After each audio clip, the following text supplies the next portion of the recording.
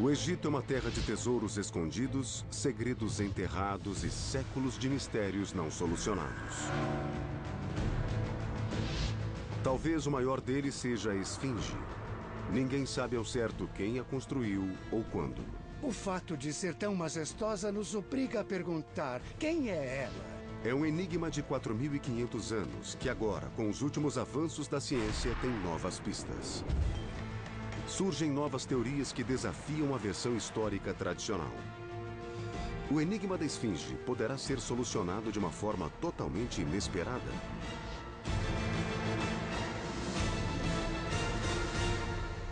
Egito revelado.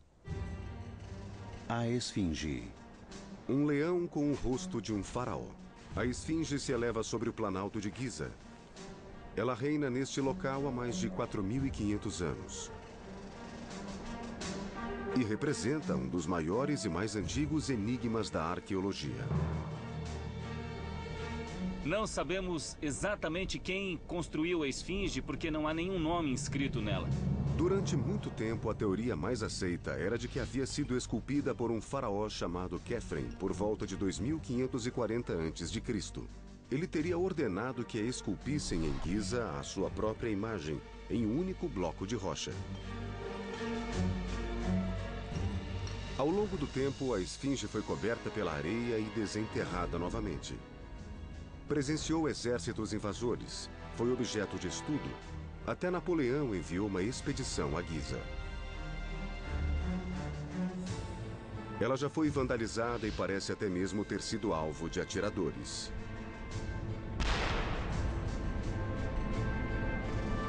Mas ainda resiste, vigiando o acesso às pirâmides.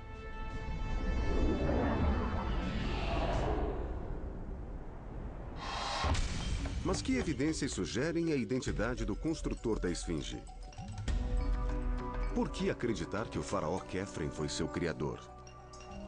A melhor pista para descobrir quem construiu a Esfinge está na sua localização. Ela fica bem ao lado do Vale dos Templos e da passarela para o complexo de pirâmides do rei Khephren. Sabemos que Khephren construiu para si uma pirâmide e um templo aqui. A passarela que liga as duas construções passa exatamente pela Esfinge. Além disso, o templo e a estátua estão alinhados. Portanto, temos que presumir que foi Khephren quem a construiu.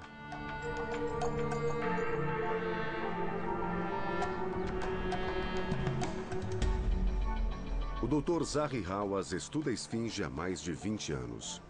Ele está convencido de que ela é obra de Khephren. Para ele, a prova está em um enorme monolito de pedra localizado entre as patas da estátua. Conhecida como Estela do Sonho, traz inscrita a história do faraó Tutmés IV. Ela conta que o príncipe, quando jovem, caçou aqui. Exausto devido ao grande calor, ele se deitou para descansar e dormiu à sombra da Esfinge semi-enterrada. Enquanto isso, a Esfinge ficou totalmente coberta pela areia.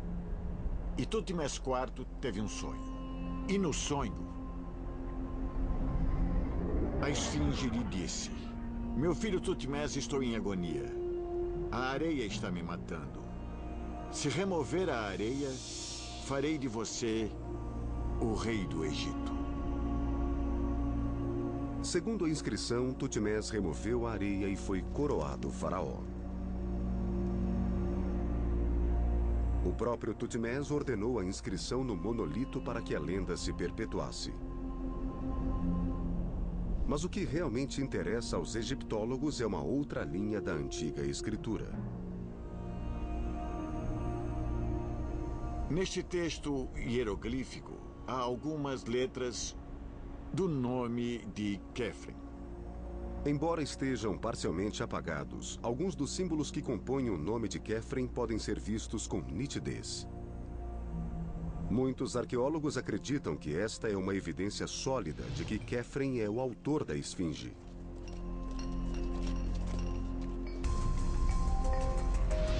O Dr. Hawass acredita ter mais provas disso. A passarela que leva à pirâmide de Khephren tem um canal de drenagem que desemboca na área onde está a Esfinge. Hawass argumenta que a passarela não teria sido construída desta forma se a esfinge já existisse. Os egípcios jamais construiriam esse canal se a esfinge já estivesse aqui, sem chance. E como fizeram a esfinge depois que a passarela estava feita, então foi Khephren. O canal de drenagem, a posição da esfinge em relação à pirâmide de Khephren e o fato de seu nome aparecer na Estela do Sonho, todas as evidências parecem afirmar que Khephren construiu a esfinge. Durante quase 2 séculos, os egiptólogos concordaram. As coisas eram assim e as aceitamos simplesmente como verdadeiras porque ninguém jamais questionou se a identificação batia. Isso só começou a mudar nos últimos anos. Surgiram novas teorias e novas ideias, algumas delas fora do mundo da egiptologia. Elas incendeiam o debate. E se a esfinge foi construída por outro e não por Khephren? Questionando mais uma vez a teoria sobre Khephren, os egiptólogos tentaram verificar se a esfinge de fato se parece com seu construtor. Se existe semelhança com o faraó. Por sorte, Khephren parece ter se encantado com sua própria imagem. Existem nada menos que 9 estátuas disponíveis para comparação, todas recuperadas no Vale dos Templos de Khephren. À primeira vista, há uma certa semelhança, mas também uma anomalia. Em todas as outras estátuas, Khephren usa uma falsa barba cerimonial. Então, por que ela não está presente ali na maior estátua de todas, a Esfinge? Talvez haja uma explicação simples. Quando a Estela do Sonho foi descoberta em 1816, os arqueólogos também encontraram grandes fragmentos de uma barba de pedra. Ela teria simplesmente desabado do rosto da Esfinge? Reunindo os fragmentos, podemos recriar uma esfinge que evoca tanto as estátuas de Khephren quanto a imagem da Estela do Sonho. Mas um eminente egiptólogo, o Dr. Rainer Stadelman, não concorda com essa ideia. Ele acredita que a barba tem um estilo inadequado para aquele período. Sabemos que a barba era do novo reinado e temos certeza de que era uma barba redonda com um adereço ao lado. Então, essa não é uma barba original. Stadelman acredita que a barba encontrada não fazia parte da escultura original, mas foi adicionada mais de 1000 anos depois, por volta da época de Tutmés IV e da inscrição da Estela do Sonho. O egiptólogo Vassil Dobrev estuda a esfinge desde 1987. Ele acredita que a pequena esfinge diante do Museu do Cairo oferece mais provas de que a barba não estava lá quando a esfinge de Giza foi esculpida. Aqui temos um ótimo exemplo de uma esfinge com barba original. Quando a barba é cortada, podemos ver vestígios dela. Na esfinge é exatamente o oposto. O queixo está perfeito e não há nenhum sinal de barba. O que mostra que a esfinge foi esculpida sem barba desde o início. Do contrário, ela deveria parecer assim. Se havia uma barba no começo, mas ela caiu ou foi removida, deveria haver algum tipo de marca ou dano. A teoria de que o faraó Khephren construiu a esfinge é questionável. Mas e quanto à Estela do Sonho? O monolito parece ligar a esfinge explicitamente a Khephren. Rainer Stadelman encontrou evidências que sugerem uma explicação menos óbvia. Ele analisou outro monolito pertencente ao mesmo período. Esta lindardósia foi encontrada 100 anos depois da Estela do Sonho.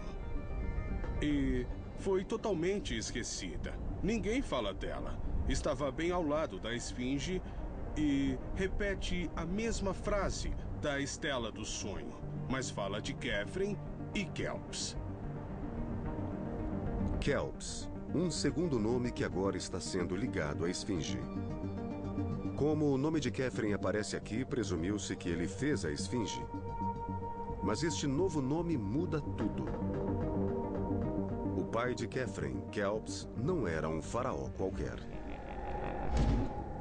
Ele talvez tenha sido o maior construtor do Egito Antigo, o construtor da Grande Pirâmide. A esfinge teria sido obra sua e não de seu filho? Ao reanalisar as evidências, os arqueólogos estão começando a reescrever a história.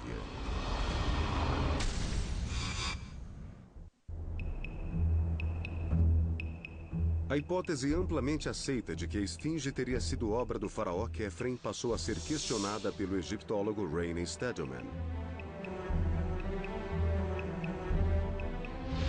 Ele acredita que o pai de Khafre, Kelps, esculpiu a estátua e encontrou novas pistas analisando a forma como a esfinge está posicionada na paisagem. Hoje chegamos à esfinge a partir do Cairo. A pirâmide de Khafre parece estar bem diante da cidade. No entanto, quando as pirâmides foram construídas, o Cairo não existia. Os visitantes chegavam a ela a partir da antiga capital, Mênfis, que fica ao sul. Outra pirâmide parece surgir atrás da esfinge. Esta é a Grande Pirâmide de Kelps. Quando Kelps construiu sua pirâmide, eles vinham do sul e ainda tinham claramente uma visão da esfinge de perfil em relação à pirâmide de Kelps. A questão é, devemos olhar a esfinge pela frente ou pela lateral? Os egípcios antigos certamente tendiam a ver a vida de perfil. Quase todas as suas representações de pessoas, faraós e animais os mostram de perfil. É possível que esta abordagem tenha orientado a construção da esfinge. Se a esfinge olha para a direita, esta é a posição perfeita. E é por isso que a cauda do leão está à direita. As outras esfinges do Egito têm uma cauda direita, porque ela tinha que estar visível. E essa é a posição em que temos que olhar para a esfinge. Do sul, olhando da direita para a esquerda. E atrás dela está a Grande Pirâmide. Kelps construiu a Grande Pirâmide. Ele dedicou seu reinado e seu reino a ela, uma das maravilhas do mundo antigo.